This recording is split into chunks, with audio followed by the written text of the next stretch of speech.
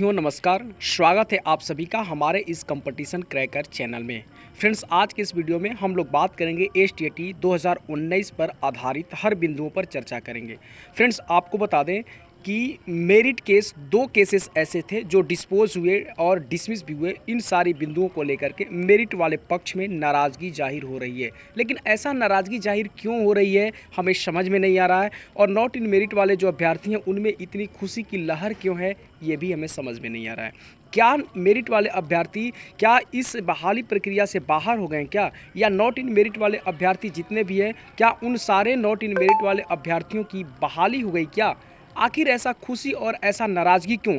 आपको बता दें कि इस नाराज़गी में कुछ ऐसे भी अभ्यर्थी होंगे जो गलत भी कदम उठा सकते हैं। मेरा उन सभी से रिक्वेस्ट होगा कि आप सभी लोग ऐसा कतई न करें, क्योंकि आपका ये अधिकार है और आपका ही ये जॉब है और आप इस बहाली प्रक्रिया में पूर्ण रूप से बने हुए हैं। आपका बहाली हो भी सकता है, नहीं भी हो सकता है, ये आने वाला वक्त बताएगा। क्योंकि सीटों की संख्या आप सभी लोग जान ही रहे हैं कि सीटों की संख्या बढ़ रही है, तो सबकी बहाली सुनिश्चित तो हो ही रही है। उसमें सबकी बहाली तो होगी ही, जिनका मार्क्स अच्छा होगा उनका बहाली होगा ही होगा। और नॉट इन मेरिट वाले जो अभ्यर्थी हैं उनमें उतनी खुशी की लहर क्यों? क्योंकि उनमें भी कुछ ऐसे अभ्यर्थी हैं जिनका जो एकेडमिक अच्छा नहीं है या जो टेट मार्क्स अच्छा नहीं है। अगर सीटों की संख्या नहीं बढ़ती है तो उनकी भी बहाली प्रक्रिया नहीं हो पाएगी। तो इसमें ना ही किसी को खुश होने वाली बात है और ना ही किसी को नाराज़ होने वाली बात है। जितने भी अभ्यर्थी हैं एसटीईटी 19 के 80,000 क्वालिफाइड की हम बात कर रहे हैं, जितने भी सभी लोग हैं वो इन बातों को समझे। आप में किसी को ना खुश होना है ना किसी को नाराज़ होना है, क्योंकि 7वें चरण की बहाली प्रक्रिया में आप सभी लोग सम्मिलित हो रहे हैं। कोई बाहर नहीं होने जा रहा है। आप सभी लोग मिलजुल करके एक नियोजन इकाई में जाइएगा और आप सभी लोग मिलजुल करके वहाँ मेरिट बनेगी और आपकी जॉब होगी। तो इसमें कैसे आप मान सकते हैं कि आप जो मेरिट वाले हैं आपकी जॉब नहीं होने वाली है और नॉट इन मेरिट वाले हैं उनकी जॉब होगी? तो इसलिए आप सभी लोग इन सारे बिंदुओं को समझें, सारे बातों को समझें और आपस में आप लोग नाराज़गी जाहिर न करें। नाराज़गी जाहिर करने से क्या फ़र्क पड़ता है, क्या नहीं फ़र्क पड़ता है, आप ज़रा समझिए। क्या गवर्नमेंट को कोई फ़र्क पड़ने वाला है क्या?